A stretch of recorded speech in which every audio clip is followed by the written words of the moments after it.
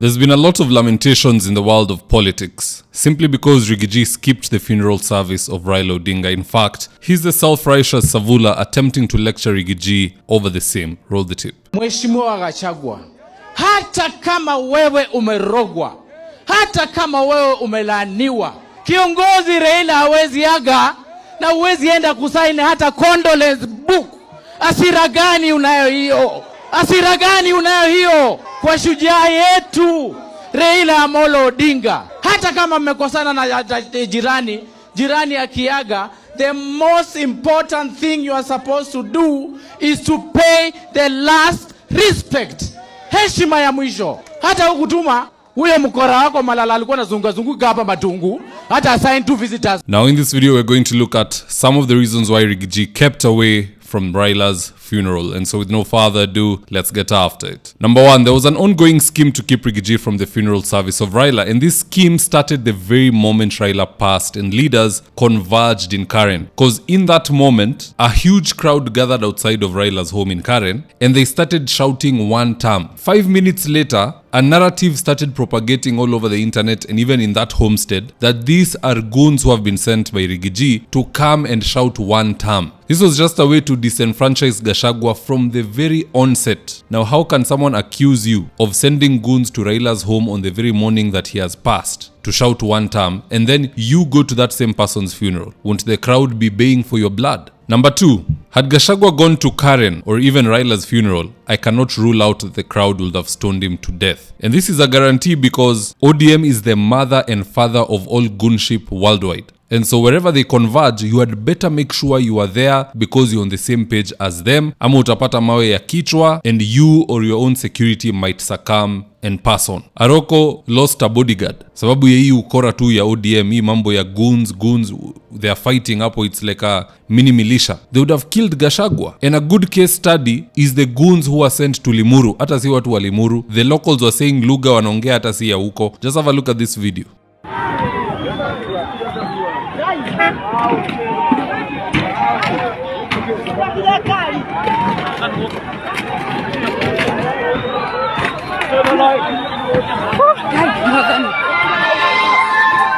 If Gachagua went, we would also be converging in Nyeri County because of his funeral. That is what would have happened. And get this, if the crowd wouldn't have been able to kill Riggy, then the leaders present would have done it through a nerve agent or poisoning. And we know this to be probable because they attempted it in a little under a year and a half ago in Kisumu. And mind you, that's at a time when Riggy was the sitting deputy president. Don't even take my words for it. Here's Riggy's own submission. In Kisumu, undercover security agents entered my room in Kisumu and bagged it, and one of them tried to poison my food, but we detected it and we were able to escape the scheme. I was supposed to be killed through poisoning. So it's no wonder Riggy chose to keep off from the current residence here Raila, from the funeral service in Bondo. He will probably show up weeks or months later to pay respects when the crowd has gone home. People don't even know he's there. They'll discover through images. And that's even if he'll be allowed through the gate by Ida Odinga and Oburu Odinga. If they're still playing politics, there's no way he'll even get close to that grave. Third reason why Riggy boycotted Raila'S funeral is because he would have been the subject of endless disrespect. And I can give you classic examples of the same. This is what Oburu Odinga had to say about Gachagua 3 weeks before Raila passed on. Roll the tape. So Gachagua, please, leave us alone. We don't mind. Do what you like. Register your people. We are also... I mean, how can someone tell you to leave us alone 3 weeks prior to his brother's death na bado we uende na yeye ndo party leader sasa? Does that make any sense? It doesn't. Gachagua angekula aibu hajawahi pata. Even small people like Wanga would be lecturing a former deputy president. Because this is also some of the things Wanga has been saying. It has never happened. And Gachagua, this is shame on you.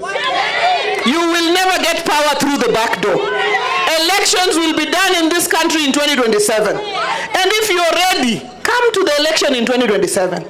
Lakini maneno ya kuweka watoto wetu from wherever they are to turn against each other, a son robbing the business of their mother, breaking into businesses of their parents, Shame on And so at the end of the day, that was not a place for Gachagua to be. If they would not have killed him personally, his security would have been killed in the line of duty, or his own character and persona would have been killed. Ile tunaita character assassination. Something would have died. What it is, we'll never know because he never went, and that was the best outcome. So wale wanajaribu guilt trip, it is better Gachagua can live long enough to listen to the self-righteous Savula lecturing him than for him to be in a casket as others continue to take a piece and call him Kabila and so on. But at the end of the day, guys, that's just my opinion. Let's see what Kenyans on X had to say about this. And I quote, Nancy Indoveria Kigunzu said, Gachagua avoided all the drama associated with Kasongo. He skipped Raila'S burial due to security reasons. Remember, he's the VVIP in Kenya right now. Magdalene Nekesa said, their trap failed. That's why wanalalamika. Si ati walitaka sana aende hiyo mazishi. Yeah, it's true. Utapata wenye wanateta sana walikuwa wamepanga guns na wamewalipa na pesa ikufanya kazi. Captain Julius said, they warned him not to visit Baba's funeral and promised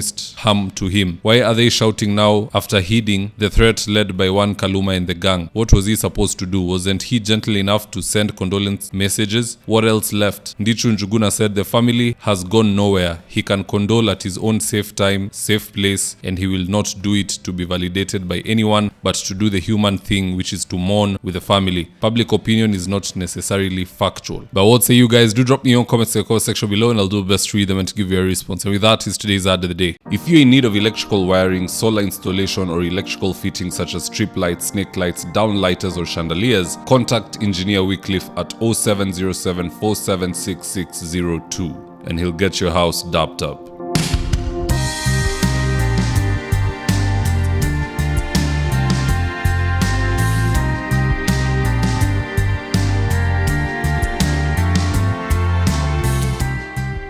Now, if you're here for the first time, please go on and hit the subscribe button. And if you're watching for a different platform, just head on over to YouTube, search for David Wafula, hit the subscribe button. You're going to be getting a ton of content of this nature. If politics is something you're passionate about, this is definitely the one channel that you really need to subscribe to. All right, guys, adios.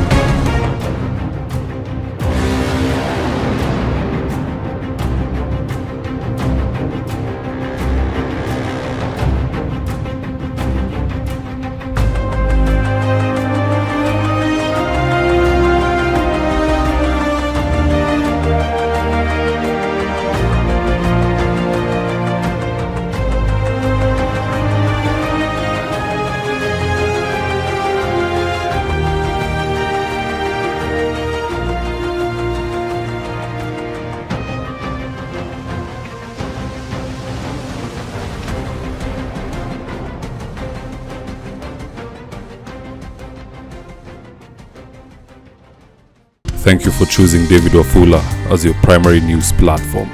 We put countless hours in research, recording, and editing. By showing up each and every day to watch our videos, you encourage us to generate more videos for the viewers. We are on a mission to inform, educate, and build a better tomorrow. To our thousands of followers in a world full of presidents, kings, and queens, you are the real gem. Adios.